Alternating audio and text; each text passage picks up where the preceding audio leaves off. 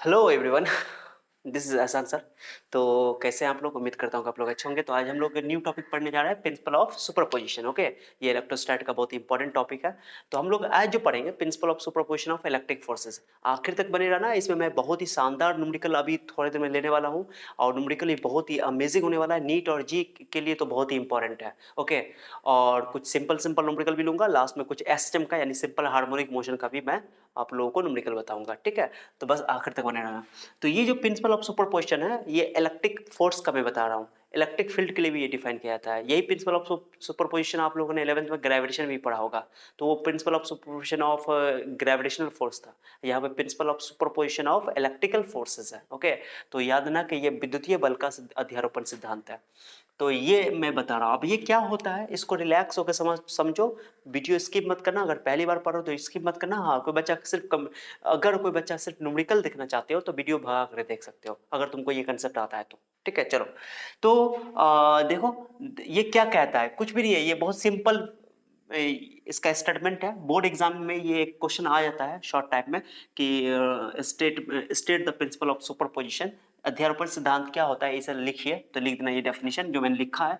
ये डेफिनेशन मैं समझाता हूँ, डेफिनेशन का चिंता मत करना, पहले ये समझो कि ये क्या है। मान लो मेरे पास यहाँ पे चार चार्जेस है, सिस्टम ऑफ चार्जेस है। सिस्टम ऑफ चार्जेस में दो से ज्यादा चार्ज लिया जाता है जनरली। तो एक प्लस क्यू चार्ज है, plus Q one, plus Q two, plus Q three. Small भी लिख सकते हो, मैं कैपिटल लिख रहा हूँ क्योंकि स्मॉल में थोड़ा सा बच्चों को कंफ्यूजन होता है, तो मैं कैपिटल लिख रहा हूँ। सो कोई दिक्कत नहीं है। उसके अलावा अब एक चीज समझना है मुझे कि अब मैंने यहाँ प्लस ही सबको लिया है। ओके, तुम चाहो तो नेगेटिव भी ले सकते हो, माइनस भी ले सकते हो, और नहीं भी दिखा सकते हो, चलेगा। मैंने अपना सहूलत के लिए प्लस ले लिया, कोई फर्क नहीं पड़ता है। ठीक है, अब मैं इस बात में इंटरेस्टेड हूँ कि बताओ, ये सब फोर्स, सब चार्जेस एक दूसरे को फोर्स लगाएगा। तुम जानते हो कूलम्ब्स लॉ से फोर्स लगाएगा तो सब रिपल्शन करेगा। अब मैं इस बात में इंटरेस्टेड हूँ कि क्यू प्लस क्यू चार्ज पर कौन कौन फोर्स लगा रहा है। मैं इस बात में इंटरेस्टेड हूँ कि क्यू प्लस क्यू पर नेट चार्ज कितना, नेट फोर्स कितना लगेगा, इस बात में मैं इंटरेस्टेड हूँ। ओके, तो प्लस क्यू पर नेट फोर्स अगर निकालना है मुझे, तो क्यू वन की वजह से फोर्स देखना पड़ेगा, क्यू टू की वजह से फोर्स देखना पड़ेगा, क्यू थ्री की वजह से फोर्स देखना पड़ेगा। तो नेट फोर्स अगर क्यू पर निकालना है, कभी मैं बोल दूं find the force on a given charge Q, तो क्यू वन की वजह से अलग नेट फोर्स निकालना पड़ेगा, क्यू टू की वजह से अलग नेट फोर्स निकालना पड़ेगा, क्यू थ्री की वजह से अलग नेट फोर्स निकालना पड़ेगा। अब बताओ, सब तो मैंने प्लस ले लिया है तो रिपल्शन शो करूंगा मैं। तो क्यू वन इसको रिपेल करेगा इधर, क्यू टू इधर, और क्यू थ्री। तो मैंने क्यू वन का फोर्स का वैल्यू दे दिया F1, डायरेक्शन सबका अलग अलग है, मैग्नीट्यूड वाइज वो सेम हो डिफरेंट हो उससे मतलब नहीं है। ओके, तो Q1 F1 फोर्स लगा रहा है, Q2 F2 फोर्स लगा रहा है, Q3 F3 फोर्स लगा रहा है। ठीक है, जो कि Q पर लग रहा है। मैं Q किस पे फोर्स लगा रहा है मैं इस बात में इंटरेस्टेड नहीं हूं। Q1 Q2 Q3 मिल करके Q पर टोटल कितना फोर्स लगाएगा, ये इस बात में मैं इंटरेस्टेड हूं। मैं इस बात में मैं ये बात निकालना चाहता हूं, ये फोर्स निकालना चाहता हूं कि प्लस Q पर नेट फोर्स कितना लग रहा है। इसी को प्रिंसिपल ऑफ सुपरपोजिशन का इस्तेमाल करके हम लोग नेट फोर्स का वैल्यू निकालेंगे। ठीक है, अब ये सिंपल है ये लॉ कि F1 F2 F3 को वेक्टर के हिसाब से ऐड कर दो, यही तुम्हारा नेट फोर्स निकल जाएगा। माने Q पर नेट फोर्स कितना लग रहा है, इसके लिए क्या करो कि सभी इंडिविजुअल फोर्स को F1 F2 F3 जो इंडिविजुअल फोर्स है, अलग अलग फोर्स है, सभी अलग अलग फोर्स का वेक्टर सम ले लो, सदिश योग ले लो। तो उसको बोलेंगे कि ये नेट फोर्स इस पर निकल जाएगा, उसी को प्रिंसिपल ऑफ सुपरपोजिशन कहते हैं। बहुत ईजी है, लेकिन इसमें कुछ इंपॉर्टेंट बात है जो अभी बताने वाला हूँ। सुनना, मैं लिख रहा हूँ यहाँ पे net force on Q, figure में से लिख लेना, net force okay on Q. Okay, in the given figure. तो क्या करोगे, net force on the Q, मैं F लिख देता हूं, तो लिखोगे F1, okay, F1 plus F2 plus F3। Magnitude wise हम लोग माने वेक्टोरली ऐड करेंगे, वेक्टर के हिसाब से ऐड करेंगे। यहाँ पर डेफिनेशन में बहुत इंपॉर्टेंट पॉइंट लिखा हुआ है, ये पॉइंट को गौर करना कि is the vector sum. Vector की तरह जोड़ना है क्योंकि फोर्स एक वेक्टर क्वांटिटी है। तो ये तुम्हारा नेट फोर्स निकल जाएगा। तीन फोर्स लग रहा है, ये तीनों फोर्स को। ओके, यही है तुम्हारा प्रिंसिपल ऑफ सुपरपोजिशन। अब इंपॉर्टेंट चीज समझो, एक इंटरेस्टिंग बात बताने वाला हूँ, गौर से सुनना, बहुत इंपॉर्टेंट है। अब ये सुनो कि मान लो कि जो Q1 चार्ज है, Q पर मान लो कि 100 न्यूटन फोर्स लगा रहा है, थोड़ा देर के लिए सोच लो, या 10 न्यूटन लगा रहा है, मान लो थोड़ा देर के लिए ये 10 न्यूटन फोर्स लगा रहा है। ओके, और जो Q2 है, ओके, अच्छा मान लो कि थोड़ी देर के लिए कि जो पहले Q1 यहाँ पर था, Q1 यहाँ पर था, ये इस पे 10 न्यूटन का फोर्स लगा रहा था, 10 न्यूटन का फोर्स लगा रहा था क्यू पे, ठीक है, मान लो क्यू पे 10 न्यूटन का फोर्स लगा रहा था। पहले यही दूर था इस दुनिया में, मान इस दुनिया में मान लो कि पहले सिर्फ Q1 Q2 Q था, Q1 और Q, और कोई दूसरा चार्ज नहीं था। तो Q1 Q पर 10 न्यूटन का फोर्स लगा रहा था, 10 न्यूटन का फोर्स लगा रहा था। अब मैं क्या कर रहा हूँ, Q2 भी ले आ रहा हूँ, मान लो Q2 मैंने यहाँ ला के रख दिया, Q2 ला के मैंने रख दिया। अब तुम बताओ Q2 भी तो फोर्स लगाएगा, लेकिन अब मैं क्वेश्चन पूछूंगा कि Q2 अगर Q1 के पास आ गया, तो अब मैं ये पूछ रहा हूं क्या Q1 Q पर अभी भी 10 न्यूटन का ही फोर्स लगाएगा? Q1 की बात कर रहा हूं मैं, माने Q2 नहीं था तो Q1 Q पर 10 न्यूटन का फोर्स लगा रहा था, कोई डाउट नहीं है। लेकिन जैसे ही Q2 आ गया, Q2 आ गया, क्या अभी भी Q1 Q पर 10 न्यूटन का ही फोर्स लगाएगा? ये क्वेश्चन है, ओके।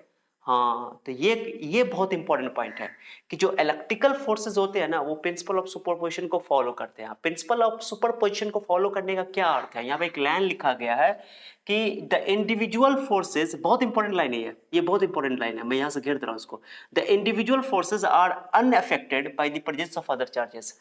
कोई दूसरा चार्ज अगर आ भी गया ना, तो Q1 पहले जितना फोर्स लगा रहा था अभी भी उतना ही फोर्स लगाएगा। हाँ, Q2 अलग है, मैं ये बोल रहा हूं कि Q पर नेट फोर्स चेंज हो जाएगा, लेकिन Q1 पहले भी 10 न्यूटन लगा रहा था, Q1 इसके आने की वजह से भी 10 न्यूटन लगाएगा, कोई फर्क नहीं पड़ता है। तो Q1 अभी भी 10 न्यूटन लगा रहा है, और Q2 अगर आ गया तो Q2 अपना अलग फोर्स इस पे लगाएगा Q पे, लेकिन Q1 अभी भी 10 न्यूटन ही फोर्स लगाएगा।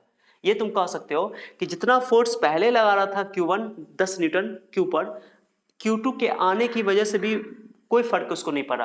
यानी कि जो इलेक्ट्रिकल फोर्सेस होते हैं ना, वो इंडिपेंडेंट होते हैं, ओके।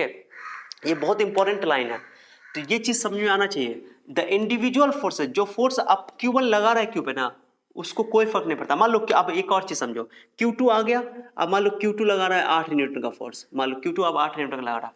अलग बात है कि Q पर, अब तुम लोग को दिमाग में ये आ रहा होगा, सर Q पर तो नेट फोर्स चेंज हो जाएगा। हाँ ठीक है, Q पर नेट फोर्स चेंज हो जाएगा, लेकिन Q1 अभी भी अपना फोर्स जो लगा रहा है ना 10 न्यूटन ही लगा रहा है। अब चलो Q2 कितना लगा रहा है, मान लो 8 न्यूटन लगा रहा है। थोड़ा देर के लिए सोच लो, मैं थोड़ा सा इसको दूर कर देता हूँ ताकि तुमको फील आए।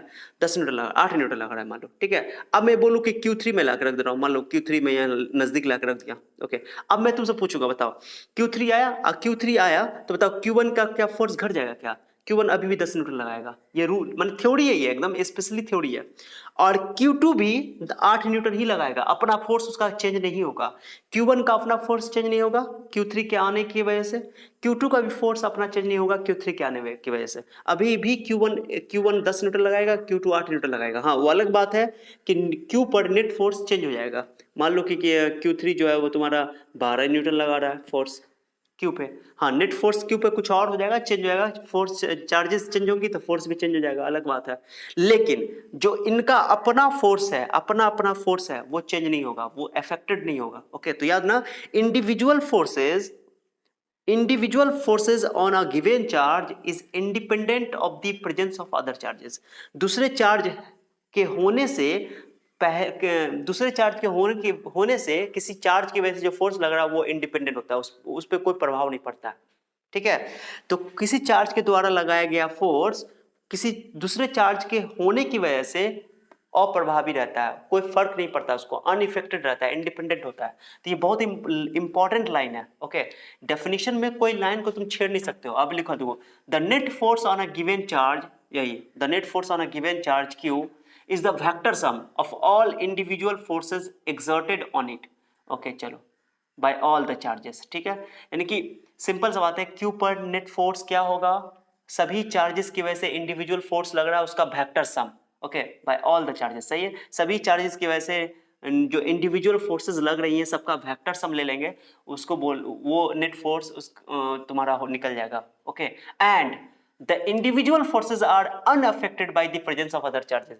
जो इंडिविजुअल फोर्सेज है वो एक दूसरे से अप्रभावी होते हैं, दूसरा चार्ज उससे उसको कोई लेना देना नहीं। यानी कि सिंपल सा बात है, Q1 को Q2 से लेना देना नहीं है, Q2 को Q3 से लेना देना नहीं है। Q1 कितना फोर्स लगा रहा है, ओके, वो इस बात पे डिपेंड नहीं करेगा कि Q2 है कि नहीं है या Q3 है कि नहीं है, दूसरे चार्ज की वजह से उसको कोई फर्क नहीं पड़ेगा। यानी कि Q1 Q2 Q3 के फोर्सेस में एक दूसरे से दूर दूर तक कोई रिलेशन नहीं है, ये मैं बताना चाहता हूँ, ठीक है, तो इंटरेस्टिंग पॉइंट है। चलो तो ये तो हो गया। अब आपको सर ये क्या बोल रहा है सर, ये बात को और थोड़ा एक्सप्लेन कीजिए, मैं एक और एक्सप्लेन कर देता हूँ, नोट करके लिख लेना इसको तो ज़्यादा क्लियर होगा। लो नोट करके तो ज़्यादा क्लियर होगा। इसे इंटरेस्टिंग बात से बता देता हूँ, ये सब तो इतना डीप में कोई बच्चा पढ़ता नहीं है, ठीक है, कि सर क्या डेफिनेशन को याद कर लेता है, रट लेता है, नहीं रटना नहीं, समझना एक एक लाइन को, इसमें कोई लाइन को तुम छाट नहीं सकते हो, कैंसिल नहीं कर सकते हो। कितना अच्छा लैंग्वेज को ईजी करने के लिए क्या करता है कि इसके लैंग्वेज को काट के छोटा कर देता है, हिंदी में भी गलत हो जाएगा। तो ये पूरा एक एक लाइन में इंपॉर्टेंट है, पूरा लिखोगे तभी नंबर मिलेगा। ये 12th का एग्जाम दोगे तुम, ओके, नीट का एग्जाम दोगे, कंपटीशन का एग्जाम दोगे, तो ये बहुत मायने रखता है हर चीज। नीट में तुमको एक स्टेटमेंट टाइप में क्वेश्चन पूछ देगा, ठीक है। तो देखो क्वेश्चन मैं बताता हूँ, एक चीज बताता हूँ, ये मेरे पास एक ग्राउंड है, ये मान लो ग्राउंड है, मैं तुमको समझा रहा हूँ, ग्राउंड है, इस पे एक ब्लॉक रखा हुआ है, इसको अभी तुमको समझ में आ जाएगा, तुमको अभी रुको थोड़ा सा ध्यान से देखना। मान लो कि ये 10 केजी का एक ब्लॉक रखा हुआ है, ठीक है, 10 केजी का ब्लॉक रखा हुआ है, ठीक है। अब मैं ये बताओ तुमको, अभी ये ब्लॉक रेस्ट में है, ये मैं बोल रहा हूँ कि ये रेस्ट में है, ये ब्लॉक रेस्ट में है, ठीक है। अब बताओ रेस्ट में है तो इसका मतलब मैं पूछूंगा ऐसे, बताओ कि कौन कौन फोर्स लग रहा है। अगर मैं फोर्स की बात करूँ तो फोर्स सर ये लग रहा है, एक इसके इस पे एक mg लग रहा है, mg वेट लग रहा है, जानते हो, तो m का वैल्यू 10 और g का वैल्यू 10 ले लो, तो 10 10 कितना हो जाएगा, 100 न्यूटन। यानी ग्रेविटी फोर्स कितना लग रहा है इसका, ग्रेविटी फोर्स लग रहा है सर, जो वेट बोलते हो या वेट बोलते हो या ग्रेविटी बोलते हो, फोर्स ऑफ ग्रेविटी चलेगा, मैं वेट ही बोल देता हूँ, वेट हम लोग को आदत पड़ा हुआ है। तो वेट कितना आया वेट सर, ओके, वेट आया आपको 100 न्यूटन, इसका 100 न्यूटन है। अब जब ये कहीं जा नहीं रहा है तो ये बैलेंस फोर्स होगा, तो इस पे जो जिस सरफेस पे ये ब्लॉक रखा हुआ है, ये ब्लॉक को ऊपर एक ये सरफेस लगा रहा होगा फोर्स, जिसको बोलते हैं हम लोग क्या, नॉर्मल फोर्स। तो नॉर्मल फोर्स इस बॉडी पे ऊपर की ओर लग रहा होगा, देखिए अपोजिट, बिल्कुल अपोजिट, ठीक है।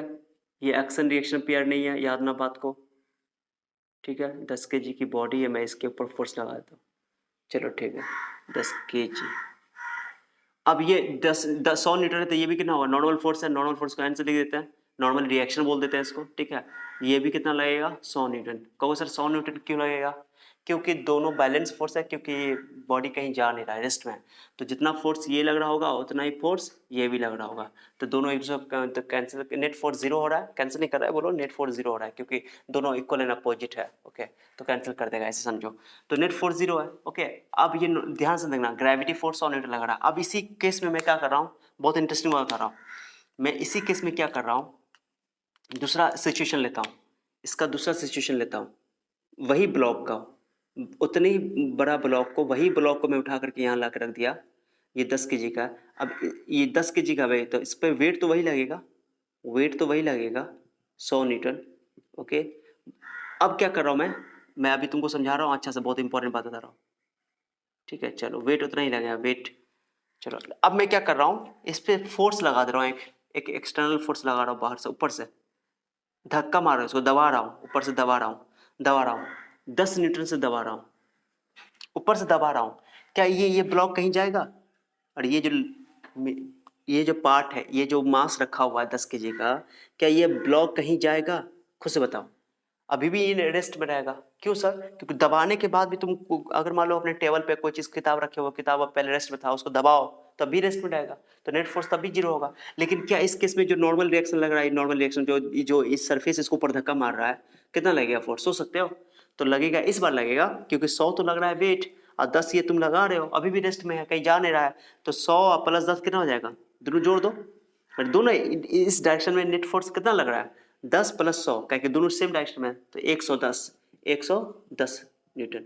अब इससे ये पता चला, ये मैं एन डैश बोल देता हूँ, इससे ये पता चला, देखो फोर्स ऑफ ग्रेविटी 100 न्यूटन पहले भी था, एक्सटर्नल फोर्स लगा दिया, फिर भी फोर्स ऑफ ग्रेविटी 100 न्यूटन है। तो फोर्स ऑफ ग्रेविटी, इस फोर्स के होने या न होने से, यानी इसके प्रेजेंस से इसको कोई फर्क नहीं पड़ता है, पहले भी 100 न्यूटन, अभी भी 100 न्यूटन। तो फोर्स ऑफ ग्रेविटी जो तुम्हारा है ना, फोर्स ऑफ ग्रेविटी तुम्हारा कौन फोर्स है, ये प्रिंसिपल ऑफ सुपरपोजिशन को फॉलो कर रहा है, इसलिए हम लोगों ने ग्रेविटेशन में 11th क्लास में प्रिंसिपल ऑफ सुपरपोजिशन पढ़ा था, ठीक है। तो फोर्स ऑफ ग्रेविटी यानी ग्रेविटेशन जो है वो सुपरपोजिशन, प्रिंसिपल ऑफ सुपरपोजिशन को फॉलो करता है, उसके लिए वैलिड है, ठीक है। इलेक्ट्रिकल फोर्स के लिए तो वैलिड है, अभी हम पढ़ा रहे हैं आप लोगों को।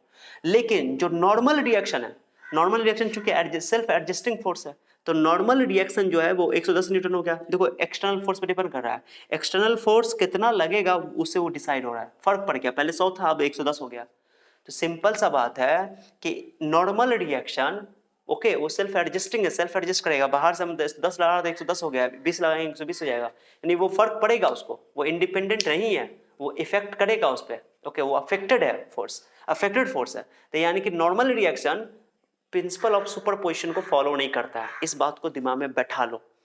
Normal reaction principle of superposition को फॉलो नहीं करता है, ठीक है। चलो तो इंपॉर्टेंट बात मैं लिख देता हूँ यहाँ पर नोट करके कि जो फोर्स ऑफ ग्रेविटी है यानी कि gravitational force, force of gravity F G लिख देता हूँ, ओके, फॉलोज